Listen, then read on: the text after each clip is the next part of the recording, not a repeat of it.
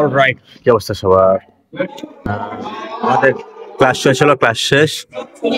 তো হুট করে একটা জিনিস চোখে পড়লো, যা ক্লাসের মধ্যে এতক্ষণ দেখতে পাইনি। ক্লাস শেষে একটা জিনিস দেখাই, এখানে একটা চাইনিজ বয়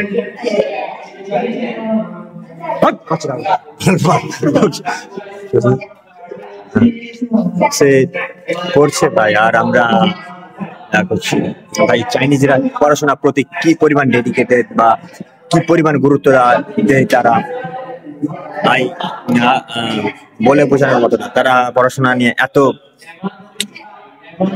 সরি, সত্যি আমার এই জিনিসটা বোঝার বাইরে। আমি যখন আসলাম, আমি ক্লাসের মধ্যে আসলাম, তখন তো দেখলাম যে অনেকে বাইরে দাঁড়িয়ে দাঁড়িয়ে পড়ছে। আর ক্লাস তো অনেক আগে শেষ হয়ে গেছে, তাদের এখন হোস্টেলে ফিরে যাওয়ার সময়, কিন্তু তারা যায়নি। পড়াশোনা পড়াটা নিজে এখানে কমপ্লিট করার পরে ডর্মে ফিরে যাবে। ভাই আসলে বলার বাইরে। আবার একটু দেখাই,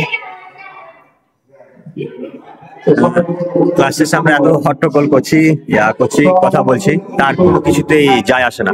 সে তার নিজের মতো করে পড়ছে। ইস, এমনটা যদি আমি হতে পারতাম, বা আমি যে কখনো হতে পারবো এমনটা। তো ইটস ফিনিশ।